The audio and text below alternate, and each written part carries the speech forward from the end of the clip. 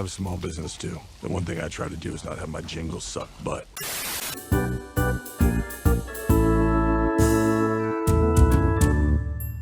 Minecraft as an IP has been unavoidable. Since the very first build of this game in 2009 and the worldwide release in 2010, the blocky world of Minecraft has been everywhere. Hell, there has been so many people who've made their mark on the world and their fortune in this, what is essentially digital Lego made by a nerdy Swedish guy. And with the prevalence of video game adaptation breaking the early curse of every video game, movie and TV show suck, the time was finally ripe for an attempt at making this phenomenon a reality. So how did it turn out?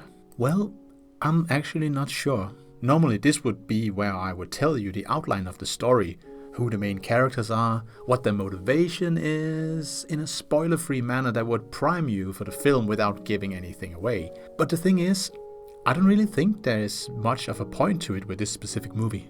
And that's not because the movie is bad, which I think it is. It's not because the plot is unoriginal, which it also is. And it's not even that the whole movie from start to finish is not unpredictable and a mess, because it really is. No, the reason I'm not going to really go through the story of this movie is, I think it's detrimental to what Minecraft is. Minecraft in its purest form is a digital sandbox and a lot of people's first entry into video games. It's about carving your own place out in the world where only your imagination is the limiter. The story was never something that drew the player, it was something only hinted at for those players who wanted to find it.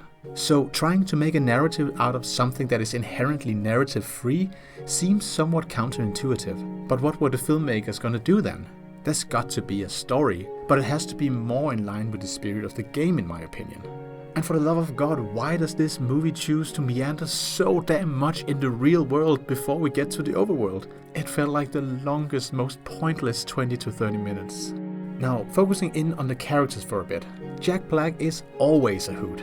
Live action or just as a voice. He's proving a deft comedian and presence in many family-friendly films, like the Jumanji reboot films, which, come to think of it, did exactly what this movie was trying to do, twice. And more recently as the villainous Bowser in the biggest video game movie of all time, the Super Mario Bros. But as much as I like to see Jack Black clearly have a blast like he did in this film with Jason Momoa, you cannot convince me that this movie would not have been much better as an animated film. The two kids in the movie are clearly trying their very best, and as I just mentioned, it's clear that Momoa and Black are having the time of their lives.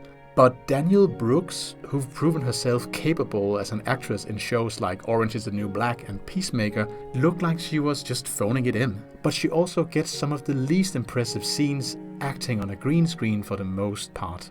And it shows. The clear green screen, that is. Now, I don't want to come off as only hating on this film. The movie has some good moments.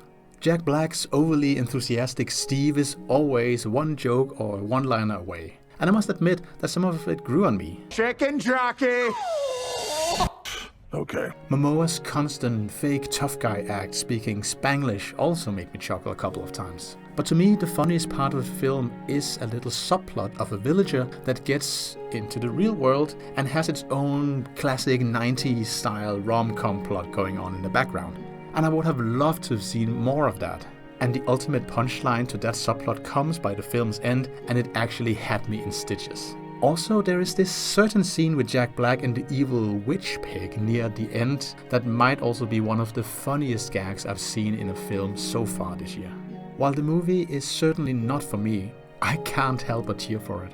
Because no matter what you think about it, whether you are the target audience or not, you can't deny the success that this film has already garnered. And while some of the, well, let's call them less civilized part of the movie-going audience have conducted themselves and clearly show a lack of discipline and respect to the movie-going experience, this movie was the adrenaline shot in the arm that the industry sorely needed after a disastrous start to the box office year, especially after so many people in Hollywood have hoped that this would be the year where things turned around after a pandemic and multiple strikes. But one thing is the money this movie brings.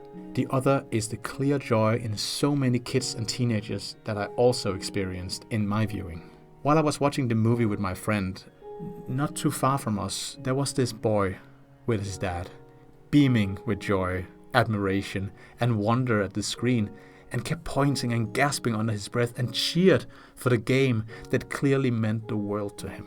So despite me coming down on this film with a lukewarm 5 out of 10, I will not take anything away from this movie being important to so many people.